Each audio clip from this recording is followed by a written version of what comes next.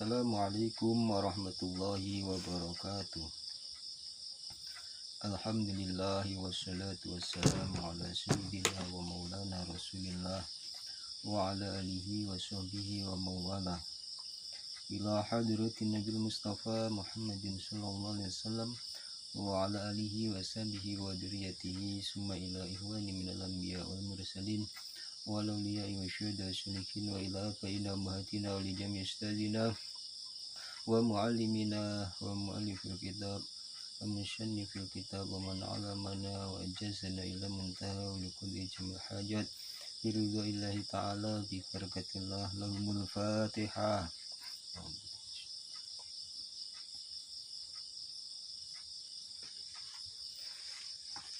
Alhamdulillah bimasyiatillah ala ma an'ama ilaina min ni'mati sihah wal afiyah wa bihima nastati'u an nastamirra dirasatana fi hadhil munasabatil mubarakah. Wa qala muallifu rahimahullahu ta'ala wa nafa'ana bihi wa bi ulumihi wa amatana bi asrarihi wa a'ada alaina min barakatihi fit dharain amin. Bismillahirrahmanirrahim. Santri-santri yang berbahagia, marilah kita bersyukur kepada Allah Subhanahu wa Ta'ala yang telah memberikan kita taufik, hidayah, dan juga anugerah nikmat sehat dan juga anugerah nikmat sempat untuk kita bisa melanjutkan pengajian pada malam hari ini. Mudah-mudahan waktu, kesehatan, kesempatan yang kita manfaatkan ini betul-betul akan memberikan manfaat dan berkah untuk kita semuanya. Amin Allahumma amin. Kita melanjutkan kajian kitab Al-Akhlaq lil Banat Al-Babusani, utawi iki iku bab kang nomor loro. Wajibul binti, kewajibane, njelasake kewajibane bocah wadon nahwa rabbiha ing padane pangerane al binti ta'ala kang maha luhur sapa Rabb. Ayatul bintu he bocah wadon al adibatu kang terdidik. Laqad manna yakti teman-teman wis paring sapa Allahu Gusti Allah Ta'ala kang maha luhur sapa Allah alaiki ing atase sira, wis paring bini amin lawan pira-pira nikmat kasiratin kang akeh.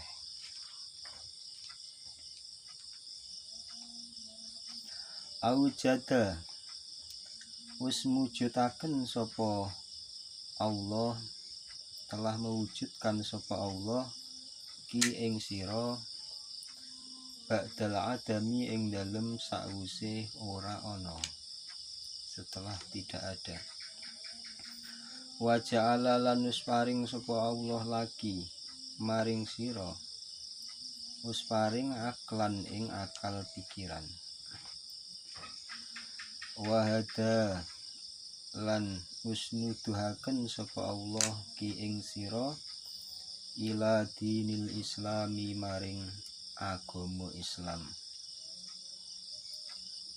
Alladzi huwa kang utawi dinul Islam iku a'dhamu ni'matin, luwih gedhe-gedhene nikmat.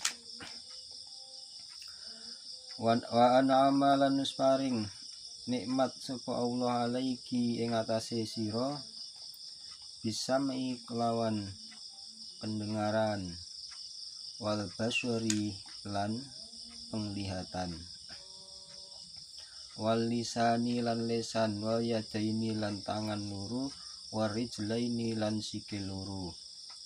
Wa khalaqa lan nus paring sapa Allah ki ing sira, wa khalaqa lan nus mencipta sapa Allah ki ing sira basyaron ing dadi menungso sawiyan kang sempurna.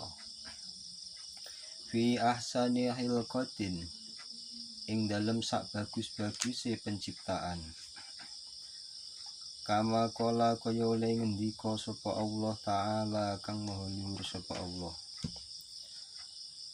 Alladzi khalaqaka fasawwaka fa'adalak.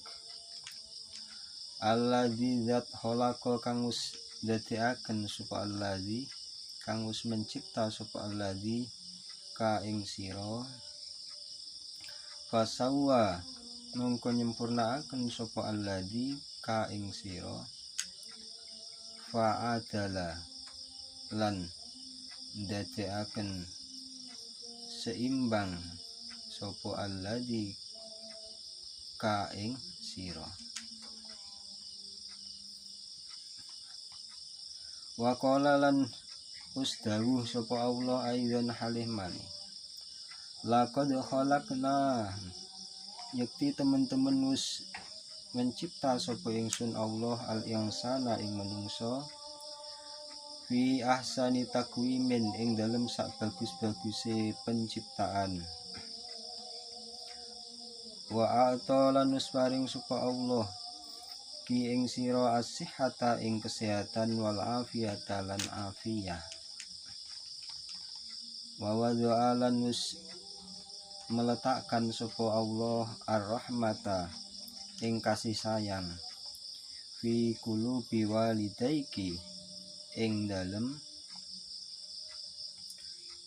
pira-pira atine wong tua loro sira, hatta robbaya sehingga mendidik sapa walidaik ki ing sira tarbiyatan kelawan pendidikan kamilatan kang sempurna.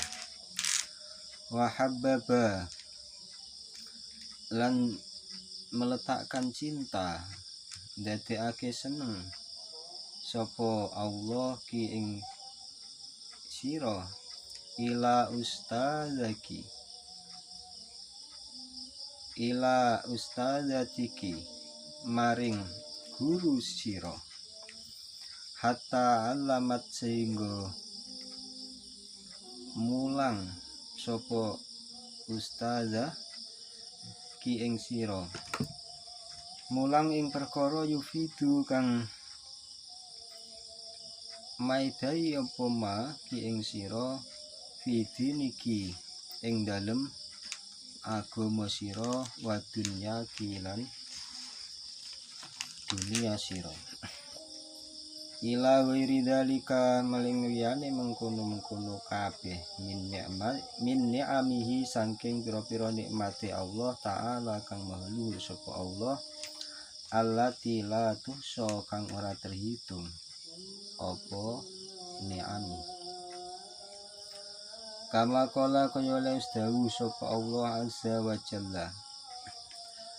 Wa in ta'uddu ni'matallahi la tuhsuha.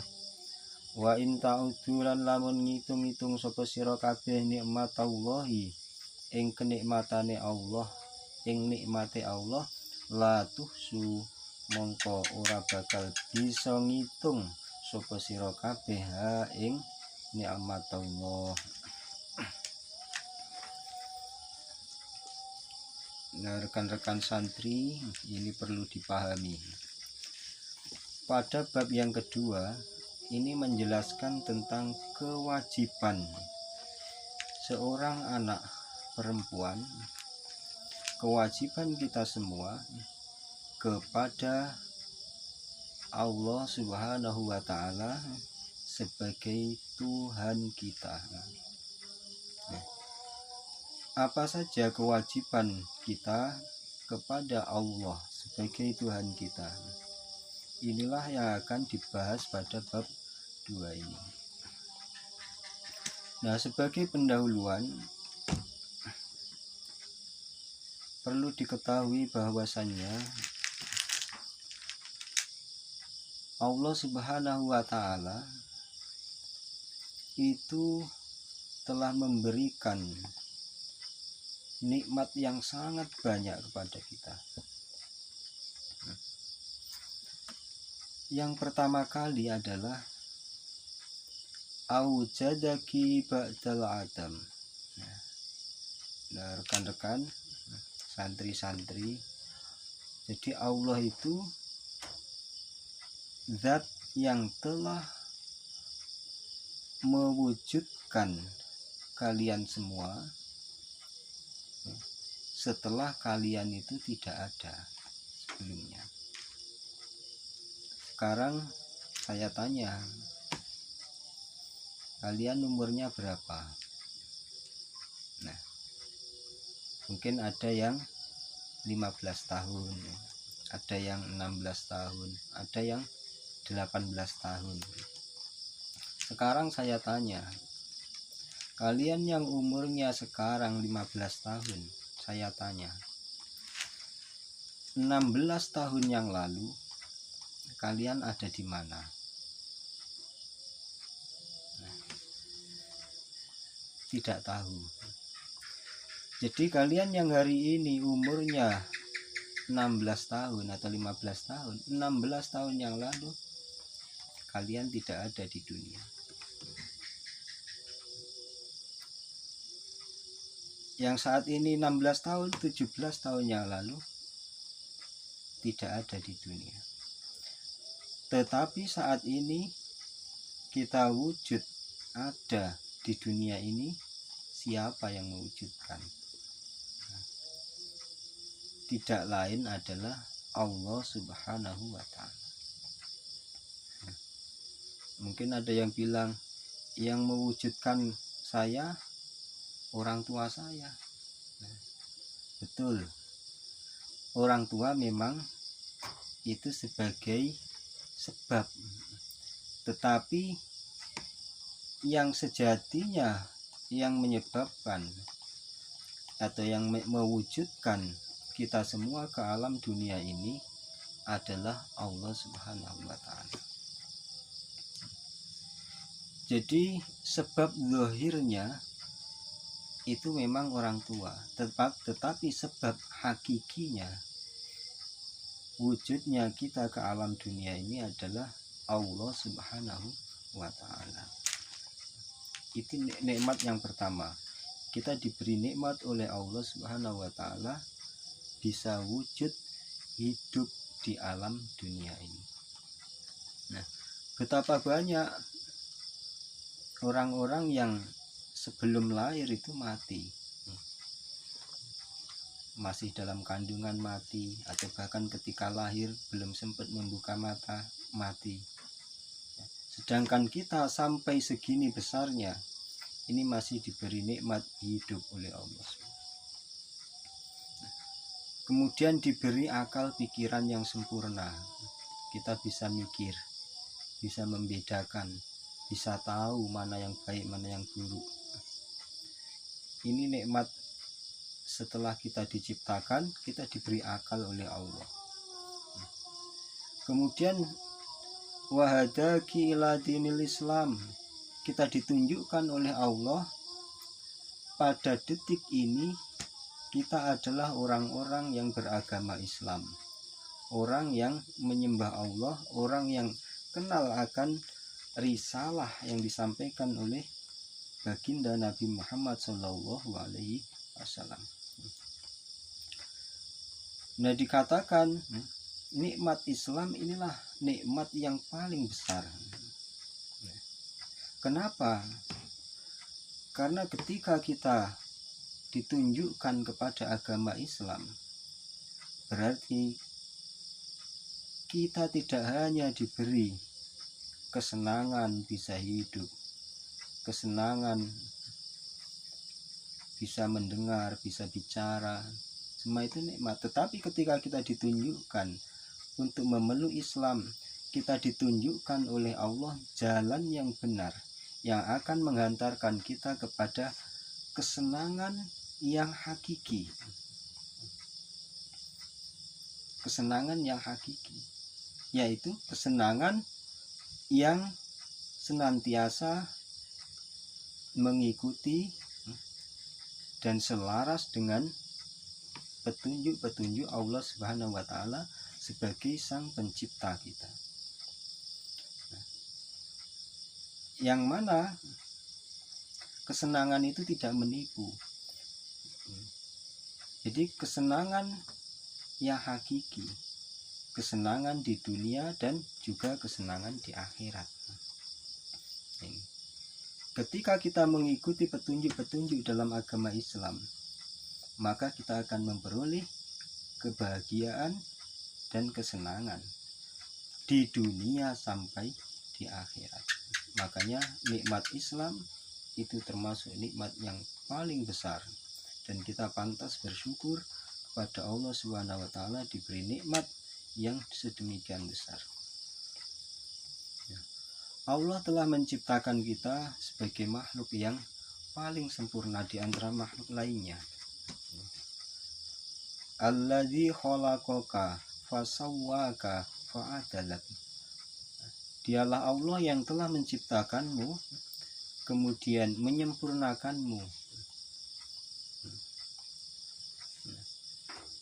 Jadi Allah menciptakan kita itu sempurna. Letak kesempurnaannya di mana? Letak kesempurnaan manusia itu adalah berbeda, kita diciptakan oleh Allah dengan makhluk-makhluk yang lain. Nah, selain kita diciptakan dalam bentuk surah yang baik, yang bagus, kita juga diciptakan oleh Allah lengkap dengan akal pikiran. Tidak hanya akal pikiran, kita lengkap dikasih petunjuk langsung berupa agama, ad-din. Inilah kesempurnaan manusia.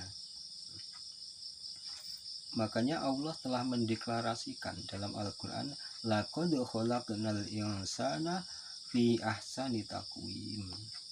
Sungguh-sungguh telah kami ciptakan manusia itu dalam penciptaan yang paling baik, yang paling sempurna. Nah, akan tetapi harus diingat nih kelanjutannya ayatnya, ada pengecualiannya, ada istisnanya.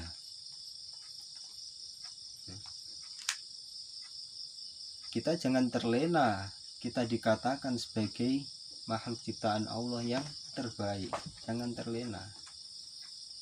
Kita harus perhatikan ayat selanjutnya. Kemudian aku kembalikan, aku lemparkan manusia itu ke tempat yang paling rendah.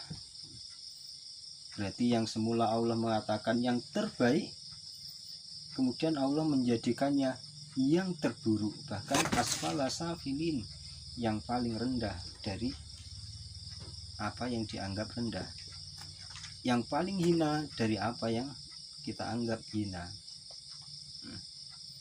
Kecuali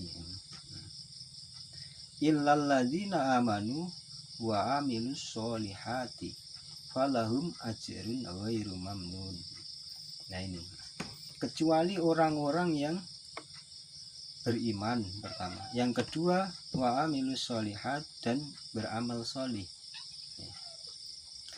Ternyata kesempurnaan manusia itu tidak hanya pada bentuknya, tetapi kita yang termasuk kategori ahsani takwim, ciptaan Allah yang terbaik, yang akan selamat, yang akan memiliki kedudukan yang tinggi, itu adalah ciptaan Allah berupa manusia yang beriman, kemudian mengimplementasikan keimanan itu dalam amal perbuatan yang sholih, dalam takwa atau amal sholihnya. Jadi meskipun kita manusia, tapi kalau tidak beriman pada Allah, tidak beramal sholih, tidak takwa, berarti kita tergolong asfala safilin, lebih buruk daripada apa yang kita anggap buruk. Mungkin kalau kita melihat apa yang kita anggap hina, yang kita anggap buruk, kalau misalnya ada anjing lewat, kita anggap anjing itu najis, sehingga kalau masuk rumah kita lempar, kita usir. Tapi ternyata ada yang lebih buruk, ada yang lebih hina daripada anjing, daripada apa yang kita anggap hina, yang kita usir, yang kita lempar, kita anggap najis. Siapa mereka? Adalah orang-orang atau manusia yang sudah diberi kesempurnaan dalam hal penciptaan, akal, pikiran, dan juga petunjuk, tetapi dia tidak mau percaya, malah justru mengingkarinya, menolaknya, dan dia memilih jalan yang salah. Berarti dia telah dijatuhkan oleh Allah di tempat yang paling hina kedudukannya. Kenapa? Karena dia punya pikiran, bisa memikirkan, bisa membedakan, tetapi malah justru memilih yang salah. Makanya derajatnya itu jauh lebih buruk daripada mereka yang tidak punya pikiran, tidak punya akal. Nah, oleh karena itu